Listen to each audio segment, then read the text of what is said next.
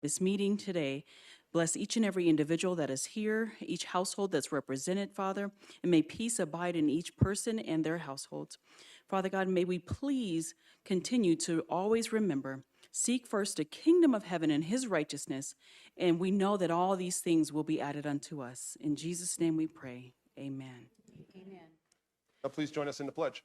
I pledge allegiance to the flag of the United States of America and to the republic for which it stands, one nation, under God, indivisible, with liberty and justice for all. Thank you, ma'am. Next up, item 3A is proclamation for Domestic Violence Awareness Month. Domestic Violence Awareness Month, October 2023. Whereas domestic violence is a serious crime that affects people of all races, ages, gender, and income levels. Domestic violence is widespread and affects over 4 million Americans each year. At least 1 in 3 members of our community have witnessed an incident of domestic violence.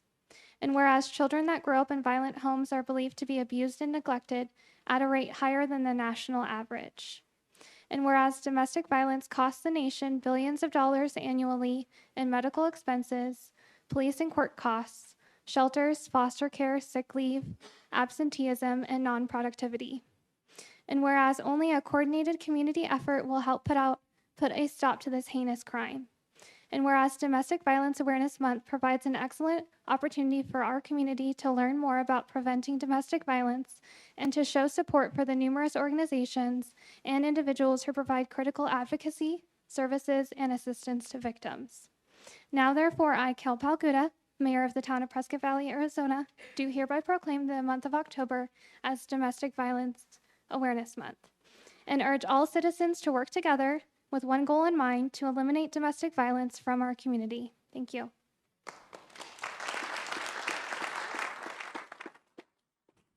Hello, thank you. My name is Alexis. I work at Stepping Stones Agencies. We've provided 24/7, 365 advocacy services and safe shelter for families affected by domestic violence since 1980. We are so grateful to be able to continue those services each day, and we appreciate that each year the council remembers and acknowledges Domestic Violence Awareness Month. We're never able to do that alone. We work very closely with our local law enforcement as well as other agencies in the community that serve families alongside of us. So thank you again.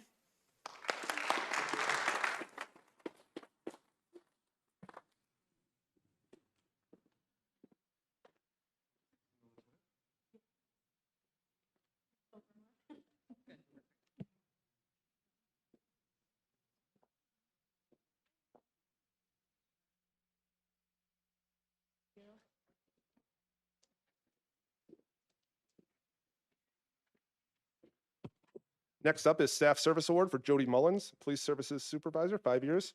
Lieutenant Kaufman. Mayor, council, town manager, thanks for having us tonight. I want to recognize Jody Mullins. Jody Mullins started a law enforcement career as a deputy sheriff at the Los Angeles County Sheriff's Department in 1989, where she worked the Los Angeles County Detention Centers and served as a patrol deputy in unincorporated areas of Los Angeles County. In this capacity, Mullins was also a certified field training officer and trained many new deputies on how to work in the jail and on the street. Mullins served with the Los Angeles County Sheriff's Department until her retirement. In January 2005, Mullins became a background investigator under contract with the United States Office of Personnel Management, where she served for 11 years.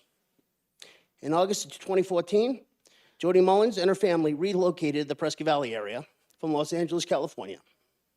Shortly after moving to the Prescott Valley area, Jody Mullins was hired as a juvenile detention officer for the FBI County, where she served for 4 years. In September of 2018, Jody Mullins started as a part-time crime prevention officer at the Prescott Valley Police Department. And in March of 2019, Mullins became a full-time employee for the town.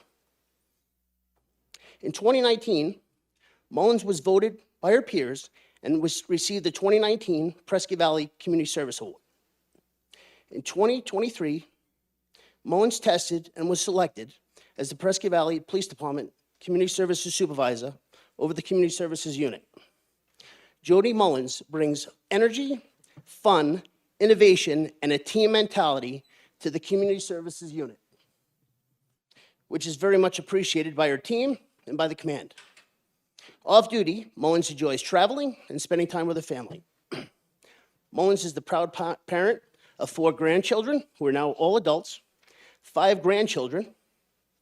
Jody is happily married to her husband, Alan Mullins, of 33 years, who is also a retired Los Angeles County Deputy Sheriff. And this came straight from Jody. One of her greatest accomplishments is hiring the right people to serve the Prescott Valley police community, the Prescott Valley community. So thank you very much for recognizing Jody.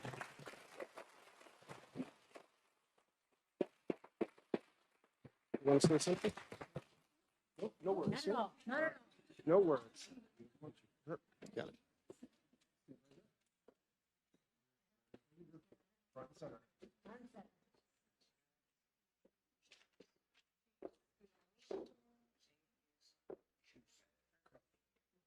One more time.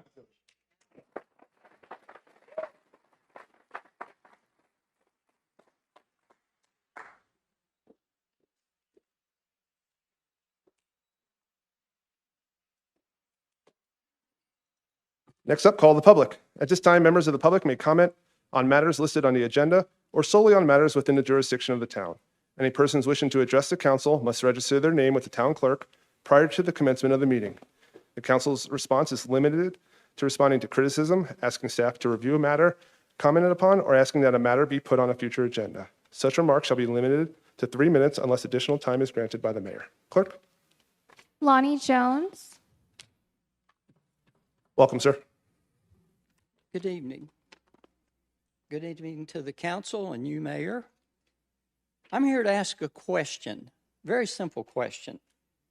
Why do we need a code enforcement group in our neighborhood services group? According to the video that you guys have up on the town's website, entitled, "We're Here to Help, Codes Enforcement." In the first 2 minutes of the video, we say we're proactive here in Prescott Valley. We're not. What we do here in Prescott Valley, and your codes enforcement officers will freely admit, I've held 45 minutes of conversations with 2 of your members in the last week. They rely on members of the community to express concerns or complaints about how the codes are enforced, what your yard looks like, wrecked cars, whether you've got a camper in the front yard or whatever. And your code enforcement person will go out, drive past multiple violations to go take care of that one. So my question is, what about the other ones on the way? These people that do this, in my opinion, have an axe to grind, they're self-serving, and they're bitter. And the town council and your codes department are letting them run your codes department. For example, each one of you came tonight to this meeting. You had to go by, any way you came in here, overgrown fields that do not meet the city code. So when I brought that subject up, not that I care, I'm not complaining. I don't care whether those lots get the 10-foot setback mode or not. What I care about is the codes department either actively enforcing all the codes, top to bottom, and when they go out, look at where they're going to get to my house to tell me I've got a brand new camper parked in my front yard, which I do, and drive by wrecked cars, chest-high weeds, houses with toilets out front that's been sitting there for months. And I know the codes officer has been by. I followed him 3 weeks ago.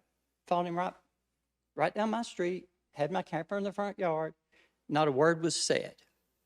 So what I'm asking for out of the town council is I'm challenging you. If we're going to have a codes enforcement, let's enforce the codes.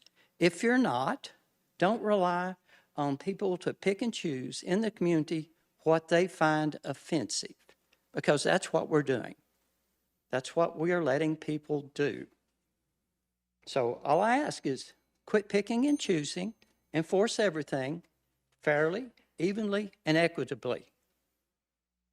Because your current model is play acting, it's pretending. Thank you. Thank you, sir. And confirming you live off of Tranquil, correct? Say again? Off of Tranquil? Yeah. Thank you, sir. Mr. Davidson? Mr. Mayor, members of the council, just to clarify, you've made a very good point, that the town's code enforcement tries to make sure that we have a balanced approach. In that particular area, we have over a dozen active cases. Some of them are called in by other residents. Some are initiated by the code enforcement team. And we'll certainly take that out under advisement to make sure that we're looking at that. So, but Okay. I won't be able to respond back here, but I just wanted to make sure we do have other cases in that particular area. Okay, may I respond to you, No, sir? actually, sir, this is what hopefully we can do is maybe schedule an appointment with our office, and we can definitely go over all of your issues and concerns. Well, I've spent 45 minutes with your code enforcement. Okay. And granted, you probably do have cases, but I find it incredulous that they can drive by some of the code enforcement issues and just still keep going. I understand, sir. And like I said, I look forward to meeting with you, and maybe we can discuss this in a more in-depth. The town council has my information. I'm more than willing. Thank you, sir. Thank you. Clerk, William Hathaway. welcome, sir. Good day. My name is Max Hathaway. That's what I go by. And I am here to speak about the proposed development called the Observatory. The rapid pace of high-density residential developments in the recent years in Prescott Valley has caused many people to believe that no matter what they say, no matter what they do, the town council will approve any development. They feel powerless to protect their property values, to maintain the quiet and openness of their neighborhoods, and to shelter the scenic beauty and wildlife that drew them here to Prescott Valley in the first place. That's perfect, thank you. Emails that I have obtained from the town have given me hope that the opposition to the observatory will not fall on deaf ears in the town government. I'm going to give you two examples. On April 27th of 2023, the town manager, Mr. Davidson, in an email to Ms. Hunt, the vice mayor, had this to say about the observatory, and I'm quoting, "Staff has serious concerns with the density, layout, and infrastructure. It is not consistent with the general plan." I'll end the quote there. On April 13th, so 2 weeks earlier, Mr. Davidson, in an email to town staff, said this about the observatory, and I quote, "Water continues to be a concern for the development in that they want more units for the water we have available," end quote. Now, I applaud Mr. Davidson's candor, and I share with him concerns about the density, the layout, the infrastructure, the water supply, and the impact on the lives of the people who will be directly affected by the observatory. In fact, these are the very concerns that are animating the persons who, like myself, oppose the observatory.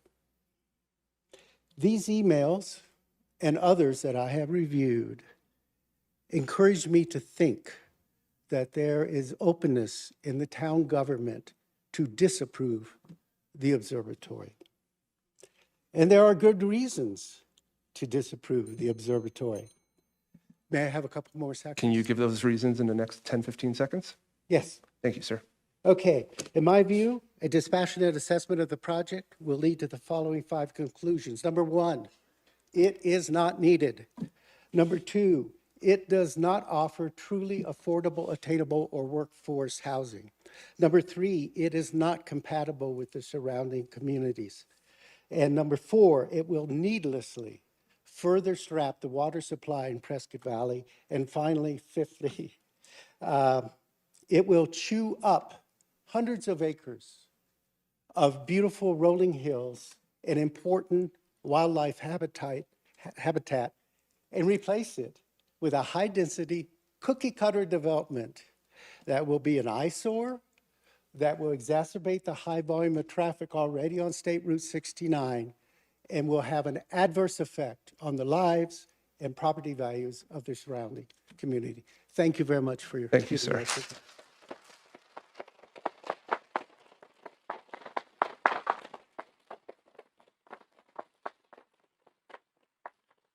That could have been like 15 from a football game. That was about 15 football seconds worth, but I'm glad you were able to get it all out, sir. Clerk? Bill Williams.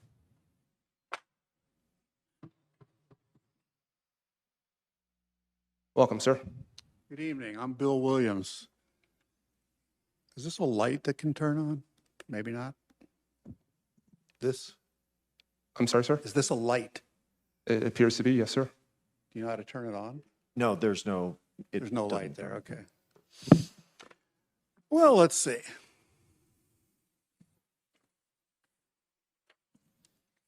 I can't believe the numbers of gouges and scars that are inflicted on our beautiful Glassford Hill.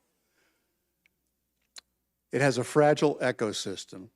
Predator animals and deer, antelope, javelina, coyotes, many species of birds, thank you, have been sighted there over time. The first scar came when crews bulldozed a road to the top. The town leaders said that bulldozed road was a trail.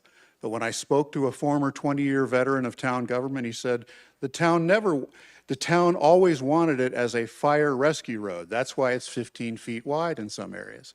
Another insult to our hill is the 1,200 plus homes to be built in the Jasper project on the north end of the beautiful mountain. Arizona Game and Fish Department, of course, still blames high-density housing along Glassford Hill for damaging 45 members of the antelope herd. Another insult is the housing and hotel development on the central east side that neighbors dislike. If you look up at whatever is being built there now, cinder block bricks are threatening to roll down the hill, folks. Widening roads on that east side is angering the locals, but many are in that small county zone, so they can't vote for any of you guys. We already have 2-lane improvements to get traffic going north or south from Highway 69. A ludicrous plan the town spent money on is a chairlift up the mountain, apparently earmarked for moving mountain bikers. And there is a 1,000 plus acre park designated for international mountain bike competitions.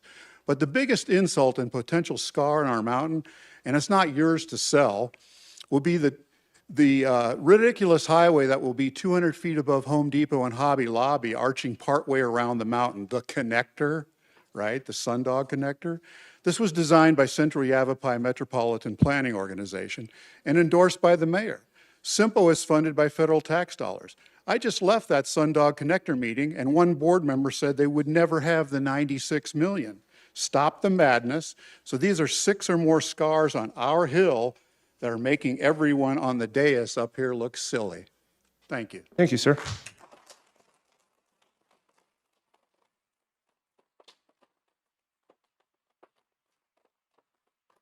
Terry Cox. Welcome, ma'am. Good evening, Mayor, Vice Mayor, Council. My name is Terry Cox, and I'm the Operations Manager for Rock and R Water Delivery. We are the largest bulk potable water delivery company in the Quad City area. We, Rock and R Water, purchase our water from the town of Prescott Valley through bulk water hydrants. We sell the water to our customers in the surrounding areas whose wells have gone dry and do not produce enough to maintain their households. We have recently been informed that Prescott Valley is considering changes to the bulk water policy. Those changes would severely impact Rock and R Water and our customers. We lease 2 hydrants that are strategically placed to allow us to deliver water efficiently and in a timely manner. Removing our access to these hydrants will affect our daily delivery schedule and will increase costs due to the extra mileage as well as the time spent at a public fill station, which is also being proposed. We fully understand there has not been a rate increase since 2017.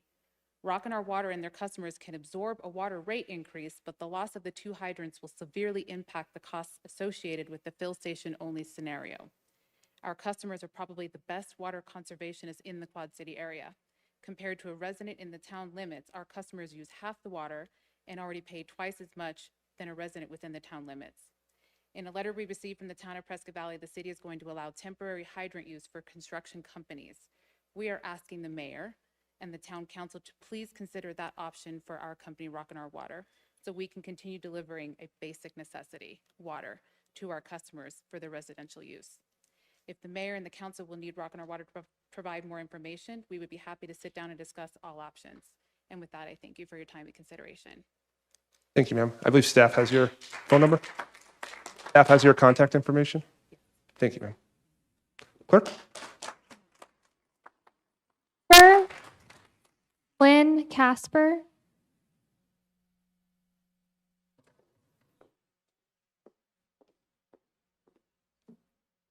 Welcome, ma'am. Hello. My name is Lynn Casper, and I just would like to address the issue of rezoning of the land for the observatory west of Prescott Country Club. My husband and I own a home in Prescott Country Club community on one of the main streets that circle around through the neighborhood.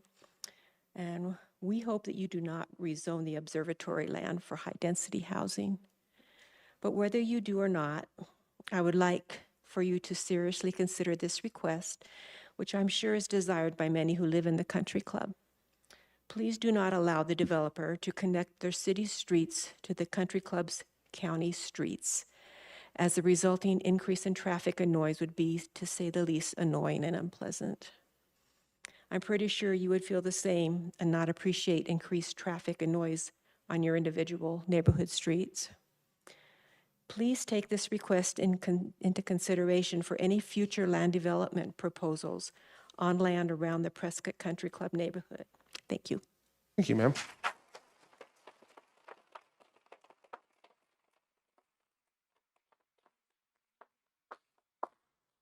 No one else, Mayor. Thank you, ma'am.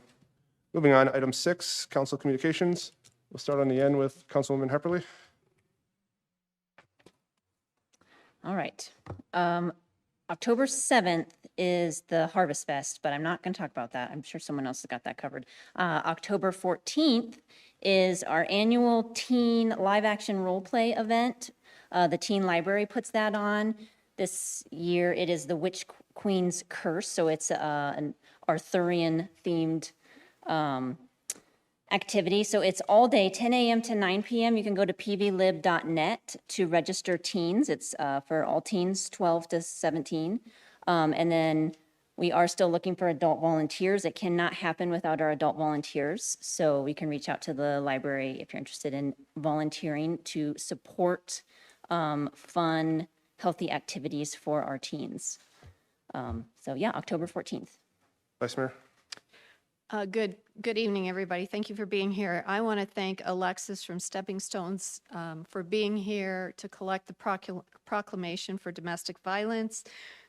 We will be having a recognition for domestic violence when we put on the event Take Back the Night on October 3rd, which is out here on the Theater of the Green between 5:30 and 7:30 p.m. There'll be a candlelight vigil, and we hope that you will attend that. It's in memory of domestic violence. Also, Councilwoman Hepperly mentioned the Harvest Festival. It will be October 7th on Theater of the Greens. It will be between 11 a.m. and 4 p.m. There'll be carnival rides, food, climbing walls, everything you can think of, face painting, music, and we encourage costumes for the littles and the bigs. So Theater on the Greens Harvest Festival, October 7th from 11 to 4. And then I would also like to talk about an astonishing statistic that I heard yesterday because I was invited to sit on the superintendent's advisory committee for Humboldt Unified School District. So last year we started the school year with 90 kids that qualified for homeless. That doesn't mean that they're living in a car or sleeping in a sleeping bag under a tree. Homelessness could mean that there's 3 families in one house, or that they're couch surfing, or that they're temporarily staying with a grandparent. So we had 90 kids at the beginning of last school year. By the end of the school year, we had 150 kids that qualified for homelessness. according to our superintendent, Dr. Griffin, we started this year with 170 kids that qualified for homelessness. So our school district has a homeless liaison. If you'd like more information, please reach out to me on Facebook or call me at 951-837-0020, and I can give you more information on that. They do take donations, and we need to help a little bit with this. So thank you very much. Councilwoman Dickinson? Good evening, everyone, and thank you so much for being here. Along with the Harvest Festival, the Prescott Valley Kiwanis will be having a fundraiser at In the Game. It's mini golf, and Rose's Pizzeria will be contributing to the fundraiser, and it's October 11th from 3 to 6 p.m. at In the Game, and from 5 to 9 p.m. at Rose's Restaurant. A percentage of sales from each place goes to benefit the Prescott Valley Kiwanis. We had a ribbon cutting this last week for a new business called the Arizona Exotics and Aquatics. A number of us were there. It's inside the pet headquarters over on the corner of Highway 69 and Glassford Hill Road. And a fun place to explore for our fur babies, and a lot of provisions there. So check them out. Also, this last Sunday, I attended and I'm going to slaughter this, I know, the Puente de la Comunidad at Mountain Valley Park. This is an annual Hispanic outreach event hosted by the Prescott Valley Police Department and the Hispanic community. And Councilmember Schumacher and I sampled some of their yummy tacos. And it's an annual event. It was very successful. It was last year as well. And thank you to the Prescott Valley Police Department for doing this. On Monday, I made a presentation to the Central Arizona Fire and Medical Authority as on the monthly state of affairs in Prescott Valley. I am the liaison for the town of Prescott Valley to CAFMA. Awards were presented to their members who participated in the Central Arizona Boys and Girls Club Dancing for the Stars. And we support CAFMA, and we thank them for all their hard work. And yesterday, last thing, I had the opportunity to have lunch at El Gato Azul. And for those of you who are unfamiliar with this restaurant, the owner of this particular restaurant down in Prescott will be having 3 of these eateries and restaurants in the new Prescott Valley Legato over here that you see being constructed, the multiplex, and being built on Florentine. And we're in for a wonderful treat. And we look forward to this restaurant, and Barry Barbie is the owner. And we're excited to see this building come to fruition and these restaurants. Thank you. Mr. Davison, manager's report. Mr. Mayor, members of the council, there's an item on the action item list 10A, and our town clerk is going to be presenting that. But I just, for the council and really for the public, to really highlight this one. So for the next 3 months, this is the last night we're going to be in this room in the council chambers. For the next 3 months, we're going to be back in the original town hall meeting location, which is currently the magistrate courtroom in the Civic Center building on the first floor. So for October 12th, November 9th, and December 14th, our study session and regular meeting will be held on the same day over in that facility. And the reason for that is, if you've noticed coming into this building, there's scaffolding all over the place. There's going to be major innovations done in here to make repairs to the wall systems, and so we will not be able to meet in here. So just want to really highlight that as part of that agenda item. Thank you. Thank you, sir.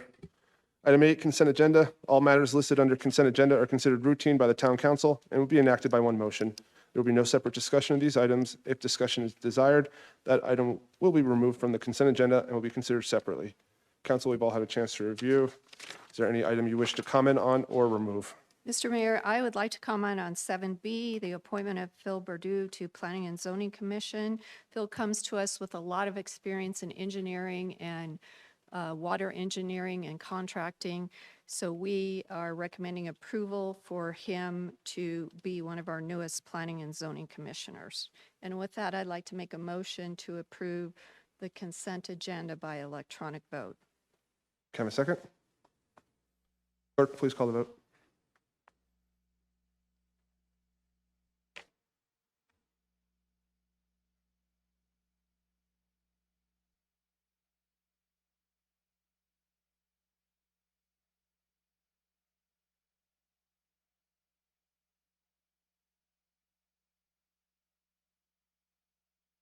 The suspense is killing me.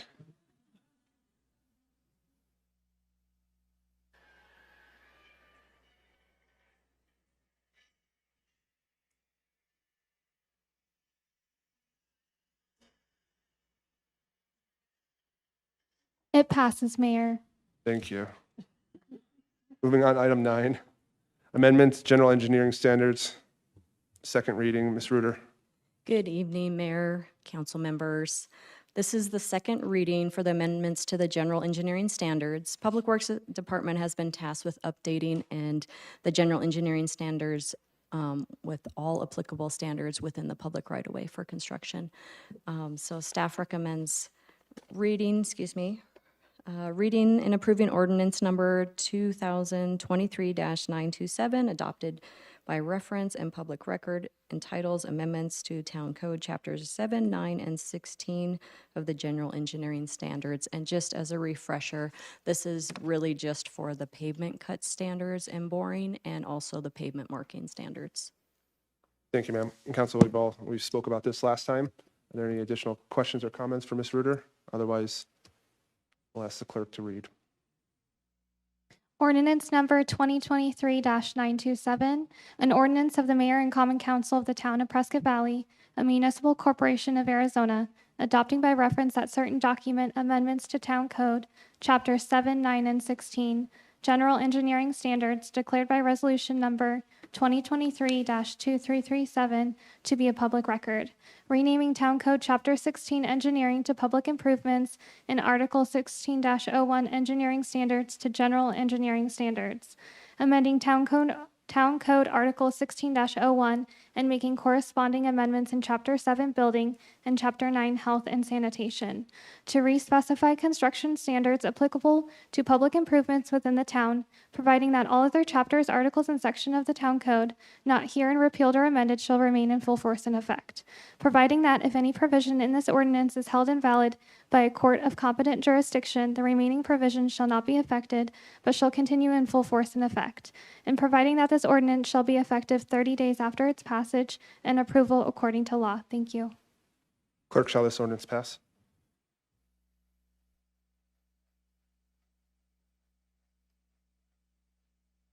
It passes unanimously. Thank you, ma'am. Moving on to item 9B. How's the weather out there? You guys doing okay, temperature, climate-wise in the audience? All right? Okay. Ms. Pale? Good evening, Mayor, Vice Mayor, and council members. As you recall, on the 14th of September, we discussed the first reading of this ordinance to make town code changes, pulling certain language out of the town code regarding our comprehensive fees, and instead including that language on a comprehensive fee schedule for the actual amounts of those fees. And with that, are there any questions? Any questions for Ms. Pale? Otherwise, clerk? Ordinance number 2023-928, an ordinance of the Mayor and Common Council of the Town of Prescott Valley, a municipal corporation of Arizona, adopting by reference that certain document entitled Comprehensive Fee Schedule Amendments declared by resolution number 2023-2338 to be a public record, adding a new section 1-03-035, Comprehensive Fee Schedule in Article 1-03, Definitions in Chapter 1, General, in the Town Code, then repealing or amending various town code sections and subsections that set fees, charges, fines, and sanctions to refer instead to the comprehensive fee schedule separately adopted from time to time by resolution of the town council, providing that all other chapters, articles, and sections of the town code not herein repealed or amended shall remain in full force and effect, providing that if any provision in this ordinance is held invalid by a court of competent jurisdiction, the remaining provisions shall not be affected but shall continue in full force and effect, and providing that this ordinance shall be effective 30 days after its passage and approval according to law. Thank you. Thank you, ma'am. Shall this ordinance pass? It passes unanimously. Thank you, ma'am. Item 10A, amended dates, times, and locations, town council, board and commission meetings. Ms. Fernandez, welcome. Not used to sitting down there. I know. Well, good evening, Mayor, Vice Mayor, Council members. I do have a slide presentation, and I can do a better presentation than our town manager. I'm just kidding. Okay, so we are here to propose amendments to the regular town council meeting schedule. As Mr. Davidson gave it away, our library is being remodeled. So that means that for the month of October, November, and December, we won't be able to access our council chambers. So after researching our options and looking at other places and venues, we discovered that the magistrate court would be the best option to continue hosting our meetings. Not just because that was the old council chambers, but because it has the equipment, outlets, power, projectors, and everything necessary to have our meeting. We will still, however, try to accommodate, we would still rearrange the layout of the meeting because some of the equipment we can't use, but you'll see when you get there. So for those of you that don't know where the magistrate court is, good for you. You don't want to be there. But it is on the first floor of the Civic Center. The Civic Center is the building right next door. And there's the address. So another proposal, because we not just have town council meetings, we also have planning and zoning meetings, board of adjustment meetings, other committees that use this room. We are proposing to combine our study sessions with our regular meetings all in one day. So they would start at 4, followed by the regular meeting. Since we were already planning on meeting for a regular meeting once in November and December, then might as well, let's just do one in October, where we can also give some room to have other meetings like planning and zoning, board of adjustment, and not inconvenience court operations as well. So what you see there is the proposed schedule and times for our upcoming meetings. And as it was said, October 12th, November 9th, and December 14th. So the study session would start at 4 and the regular meeting, same time, 5:30. The only accommodation that we will probably not be able to meet is the live streaming of the meeting. So for citizens wanting to view the meeting at home, they will be able to do so the following day. So we're still going to record the meeting, but the video is going to be uploaded after the fact. That's the only change. Everything else will still be the same. Any questions? Any questions? I'll entertain a motion.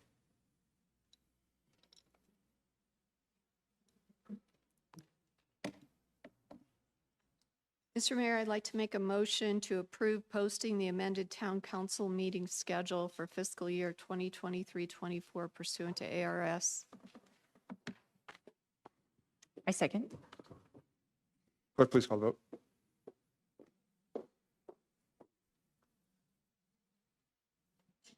It passes unanimously. Thank you, ma'am.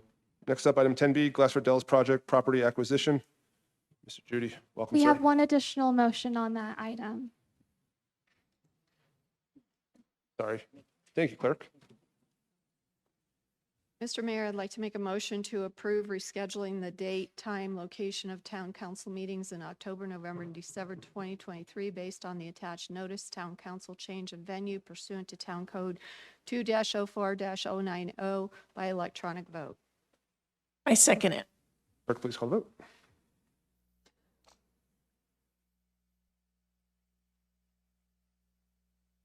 It passes unanimously. Thank you, ma'am.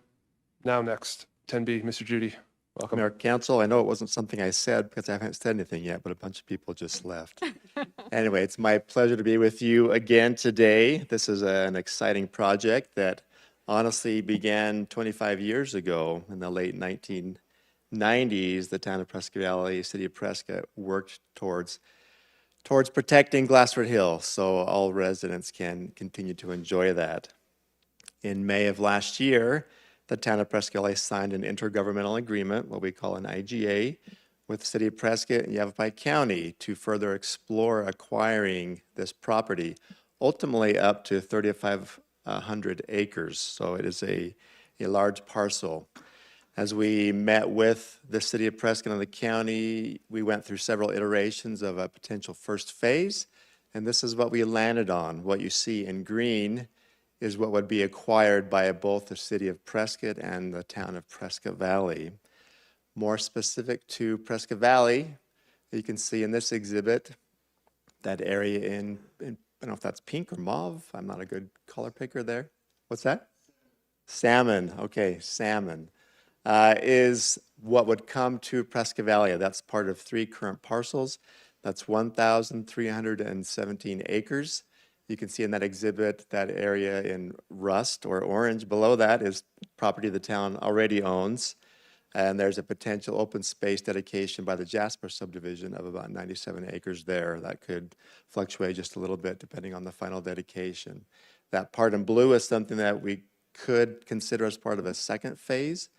We will meet per our IGA. We will meet at least annually to talk about future phases.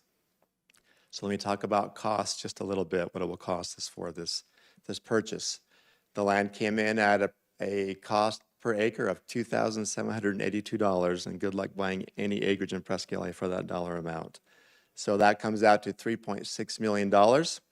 We were also successful this year in getting a $1.75 million allocation through the state budget. So huge kudos go out to Representative Bliss and Wynn, Senator Bennett, Governor Hobbs. It takes, a complete package there to get the things like this across the finish line. But we were able to get $1.75 million. Prescott also received $1.75 million for a total of $3.5 million towards this project.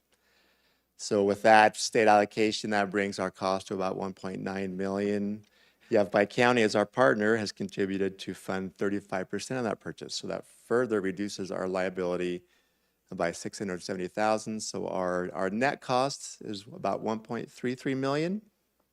Now, because we are receiving money directly from the state, our $1.75 million, Prescott will act as the bidding agent for this parcel. So we still have to pay them even though we're receiving money from the state. So what the ultimate purchase would be, or ultimate check to payment, the ultimate check to Prescott would be approximately $3,080,461.28. So I'm happy to answer any questions you have. The auction date has been set for November 21st at 10 a.m. We are planning a celebration. A question has come up, over the past 18 months, what happens if somebody else shows up to bid against the town and the city in this land acquisition? Well, we have lots of controls. We have the power of eminent domain. We could turn around immediately and condemn the property for a public purpose. We control zoning, so it wouldn't be very worthwhile for a developer at this stage to try to come in and undercut us and overbid. So we're very confident that this land will come to us. Any questions? Questions or comments for Mr. Judy? I think it's an incredible accomplishment for the town of Prescott Valley. This is truly the largest amount of open space ever purchased by the town of Prescott Valley. So it's something that all our residents can be proud of and recognize the significance of this event and how much the town staff and town council are committed to open space. So with that being said, I'll entertain a motion. Mr. Mayor, Council, I motion to approve Prescott Valley purchase of 1,317 acres of Arizona State Trust land as part of the Glassford Dells project at auction conducted by ASLD on November 21st, 2023, through the City of Prescott as agent for an estimated $3,080,461.28 by electronic vote. Second. Clerk, please call the vote. It passes unanimously. Thank you, ma'am. Next up, item 10C, notice of intent, revise utility rates. Consideration and possible action. Welcome, sir. Good morning, or sorry, good evening. Good evening, Mayor, Vice Mayor, and Council. As you recall, utility staff has been meeting with Wildan Financial Services over this last year, and they've been meeting regularly to compile a revised rate study model for the water and wastewater systems. On June 29th, town staff and Dan Jackson with Wildan Financial met with you and went over the results of that rate study. And the next step under the applicable Arizona law is that the town council publicly express its intent to make the proposed revisions and set a public hearing date. So I've got a pretty short presentation this evening. So, of course, the first step now, as I just mentioned, would be to adopt the notice of intention. And the notice of intention in no way obligates you to adjust those rates. That is just a process that we have to go by based on Arizona state law. And the next step would be for council to select a preferred rate plan. And we are on the agenda for the October 12th meeting, that work study, to bring the two different rate plans that we have been looking at to you, so that will assist in you all being able to select that preferred rate plan. And that'll be on the October 12th work study. And then 60 days later, we are required to hold a public hearing at least 60 days after the adoption of the notice of intention. And then at that time, if you all were to adopt that rate plan, then those rates would go into effect 30 days later. And that would be approximately around February 1st. So, and then I'm going to open this up for questions, but I do have one more slide that I wanted to share for the people that are here and watching online. We have a lot of citizen information that we're trying to get out to our folks, and we have FAQs on the town website, updates on social media as we go through this process, news releases as we have new information, radio spots, PV, TV spots scheduled, and then of course we'll also be releasing information as we go through the process on the town newsletter, which goes out to our citizens monthly and is also online. So that is the end of my presentation, and I am open for any questions that you may have. I know we're going to be discussing this a lot more as we move forward, and as you said, this is more of an administrative start of the process. Council, do we have any questions or comments at this point? Councilman Heatherly. I just want to really clarify the schedule, just because we have so many civically engaged citizens with us today. So at the next meeting, that October 12th meeting, that is a study session. So the information will be presented, but it will not be open for the public to speak for or against. And then it would be 60 days after that, that there would be a public hearing where anybody could come and speak their mind, correct? Yes, actually the 60 days would be a minimum of 60 days after today, if this were adopted, yes. Okay, all right, thank you. Anything else? Mr. Mayor, if I just wanted to highlight, because I think it's really important, this is all part of the council's, overall water management strategy. So this is, again, making sure that our public's water and wastewater system is maintained at the highest level. There's a number of factors that we have included as part of the discussions with this. We're looking at water remediation for the PFAS chemicals, so that's a component to this. It's also making sure long-term, we're able to do the replacements and upgrades to our system for our current residents. And so, again, the whole strategy is derived from the overall council's water management plan that we've been working on this past year. Thank you, sir. And this process hasn't occurred in Prescott Valley in 7 years? Yes, that was 2017 was the last time that the town went through utility rate adjustment. Gotcha. Thank you, sir. Anything else? I'll entertain a motion. Mr. Mayor, I'd like to make a motion to adopt a notice of intention to make a proposed adoption and/or revisions to town utility rates, fees, and charges, including potential implementation of a new stormwater rate, fee, and charge, and set a public hearing for the date, time, and place of the regular town council meeting scheduled for Thursday, December 14th, 2023 by electronic vote. I second it. Clerk, please call the vote.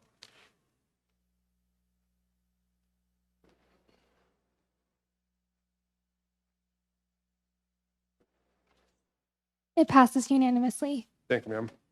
Mr. Ruby, you're up now. FDP 23-011, Summit Storage.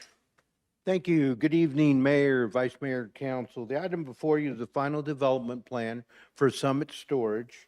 It's a request for a self-storage facility comprising 91 small units of 10 by 10 units and 212 large units, which would be 10 by 20, encompassing a total of 51,500 square feet in the project. The council previously heard on October 13th, 2022, a general plan amendment, a zoning map change, and a preliminary development plan for this project. That was after the Planning Zoning Commission on September 12th, 2022, heard and forwarded a recommendation of approval to the council for the project. At this time, Mr. Bill Watson, the agent for the final development plan, for this project, it's approximately 3 acres located west of Viewpoint Drive, just above the intersection of Pronghorn. And at this time, staff is recommending approval of the project. The applicant has complied with the town requirements. As you see, these are renderings of the site and some of the elevations. In addition, this is a landscape plan which was provided to us, was not colored in, and that's why the renderings were submitted to us. But it meets the intent and the requirements of the code. This is a photometric of the area to make sure that we ensure our dark skies for the area. And staff is recommending approval of this project based on preliminary approvals from the council back in October of last year. Be glad to answer any questions if you have them regarding this project. Thank you, sir. We have anything from Mr. Ruby? The applicant present? Mr. Watt? So is there anything you'd like to add? I can answer any questions you may have. All right. I don't know if there are any, but we'll find out. Mayor and council, I want to apologize for my phone going off. I guess I haven't learned how to shut it off or kill the ringer. Yes, we're looking forward to doing this project. We think it's a great project for the area. We own other storage units in the area, and I'd be happy to answer any of your questions. Doesn't appear that if there are any questions, sir. And at this point, I'll entertain a motion. Just want to thank you for bringing your business to Prescott Valley. Thank you. And we really look forward to doing the project. We think it'll be a real asset. Thank you. Can I have a motion? Mr. Mayor, I make a motion to authorize the mayor to sign resolution number 2023-2340 approving final development plan FDP 23-011 for Summit Storage by electronic vote. Second. Clerk, please call the vote. It passes unanimously. Thank you, ma'am. Next up, item 10E, FDP 23-013, Raising Cane's. Mr. Ruby. Mayor, Vice Mayor, Council, the item before you is a final development plan for Raising Cane's. It is a request by Mr. Chuck Bennett on behalf of the owner, and it is approval for the FDP 23012. consisting of a 2,900 square foot new commercial business structure on approximately 78,000 square foot pad. It is comprised of the Raising Cane's drive-through restaurant, which includes a parking area as well as outdoor dining. Development of Raising Cane's will employ approximately 55 full and part-time employees at this site. As you can see above, it's located in the old Sam's Club parking lot where the Cal Ranch is now at, and the location is the old gas station site. So it's been remediated and it's going to be put to another great use. The Crossroads Commercial Development was started in 2005, and it's been ongoing with several iterations, several final development plans to get us to where we're at now. Some of the things that were approved included Home Depot, Sam's Club, Hobby Lobby, Dollar Tree, the Chase Bank, among other things. It is now proposed that Raising Cane's drive-through, and I'd like to show you the location here, which would be between Cracker Barrel and Chick-fil-A on that empty vacant lot. And this would be the layout. One of the things that impressed staff was the dual drive-through lanes that would eliminate some of that backup and queuing that overflows into that parking lot sometimes. And the existing improvements on site would include 62 total parking spaces, with 3 being ADA compliant. The traffic will be split between the 2 driveways that you see on the plan. And there's a landscape plan for the site, a very intensive landscape plan, which will help the site become very amenable to traffic and to pedestrians. The proposed use is consistent with the existing uses in the area and congruent with the provisions of the PM pad on the site. And staff is recommending approval to you at this time. If you have any questions, I'd be glad to answer your questions. We have questions or comments for Mr. Ruby? Councilman Hepperly. So that front area, is that like outdoor eating? Yes, Or ma'am. Oh, It will have an outdoor dining area. okay, thanks. I just want to say that I subbed in 5th and 6th grade on Monday and Tuesday, so we reviewed this plan and they wholeheartedly supported it, so. And if we had a couple hours, I could read all the comments on my mayor Facebook page in regards to this event occurring. So I believe the public, believe it or not, has a strong opinion about Raising Cane's. So there's no other comments. I entertain a motion. Mr. Mayor, I'd like to make a motion to authorize the mayor to sign resolution number 2023-2341, adopting final development plan FDP 23-013 for the Raising Cane's drive-through restaurant and the Crossroads by electronic vote. I second. Clerk, please call the vote.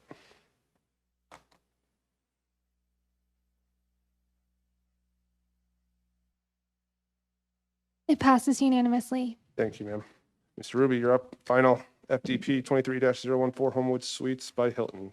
Mayor, Vice Mayor, Council. Item before you is a final development plan for the Homewood Suites by Hilton. The project is on approximately 2 acres, just north of State Route 69 on the northwest corner of the Frontage Road and Glassford Hill Road. The purpose is to develop a 4-story, 90-unit, 60,800 square foot Homewood Suites by Hilton. And previously, the council had approved the zoning map change 23-002 and adopted the ordinance for that approval. The ordinance itself talked about actually reflected a condition that council attached at that time. And if I may, I'd like to read that condition to you. The condition stated that a traffic analysis will be conducted to consider the potential for a single driveway onto the frontage road that aligns with the driveway across the street into the parking lot that includes the Yellow Leaf Coffee Shop. So as we look at the site here, it's directly across Glassford Hill from Hampton Inns. It's just north of the Kidsam dentistry office. The site originally was this site plan, and I've provided to you, hopefully you have them in front of you, a revised site plan that indicates one one major driveway instead of the two that were approved in the site plan. So staff is asking you to review that site plan and to include that in the resolution of adoption tonight. The new configuration is a driveway, it's down from our Glassford Hill entrance. And the reason that we were looking at this was with our reconstruction on Glassford Hill, it included a right turn lane, deacceleration lane, if you will, from southbound Glassford onto the frontage road. This pushed the geometry of the project over a bit, and we've been in conversation with the applicant and his agent. Unfortunately, the agent was to be here tonight, but he had a family emergency and is driving to San Diego at the time as we speak. Anyway, they have agreed to a stipulated condition. I believe you have it in front of you that talks about the driveway change. This is actually the configuration for the right turn lane that the town is doing from Glassford onto the frontage road. And this is the stipulated condition that we would ask council to include. And it states, developer shall provide an entrance on frontage road to Homewood Suites to a standard of a 55-foot driveway. The drive shall include a minimum of a 5-foot landscape median dividing a 2-lane entrance and a 2-lane exit. The driveway cut shall be 100 feet minimum from the corner of Glassford Hill Road and the frontage road. The entire 55-foot driveway approach and apron shall be an urban driveway type and shall be developed per the Quad City Standard Q250. Staff has reviewed the project, and I'd like to just show you on the vacant property, the cross-through line is where the first driveway will not be. The blue line indicates approximately where this driveway will be, about a 55-foot driveway. It is not directly across from the coffee shop, but with the geometry and the alignment, this was probably the best we could do and provide access and safety from Glassford Hill onto the frontage road. We believe that it will help with some of the traffic alleviation, will alleviate traffic in the area, and staff is recommending approval. Be glad to answer any questions if you have them. Councilman Hefferly. So our stipulation has 2 lanes in, 2 lanes out, but our exhibit is showing 1 lane in, 2 lanes out. Is that correct? I'm sorry, ma'am, let me go back to, this is showing a 2, if you have the right one in front of you, I hope you do. That's okay. All right. But this shows actually a 55-foot driveway with a 2 lanes in, 24-foot 2 lanes in, a 5-foot median that will be landscaped with signage, and then a 26-foot 2-lane out from the project. There is still the Horizon lane emergency exit only with a crash gate for fire, and there's a left turn lane out on North Pleasant View Drive there. So it is 2 lanes in and 2 lanes out on the frontage road. Vice Mayor. Mr. Mayor, I want to thank staff for addressing my concerns when we looked at it originally. This looks like a good solution, and I appreciate that one of the 2 driveways was deleted for safety. So thank you very much, all of you guys that worked on this. I appreciate it. Anything else for staff? And I'll entertain a motion. Mr. Mayor and Council, if we could make sure that the motion indicates that it would be adopting the resolution as drafted, but adding the stipulation proposed by staff and substituting the final development plan for the new final development plan that's been handed out. Right. So, Mr. Mayor, I'd like to make a motion to authorize the mayor to sign resolution number 2023-2342, adopting final development plan FDP 23-014 for Homewood Suites by Hilton, including, it looks to me to be stipulation G. Ivan, am I right? And an amended site plan that shows two-way entrance and two-way exit on East Frontage Road by electronic vote. I second. Clerk, please call the vote.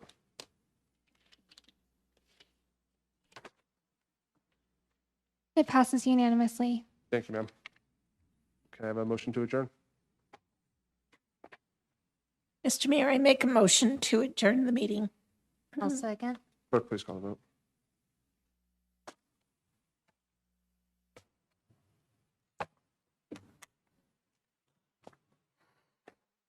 It passes unanimously. Thank you, ma'am. Thanks, everyone, for coming out. Have a great night.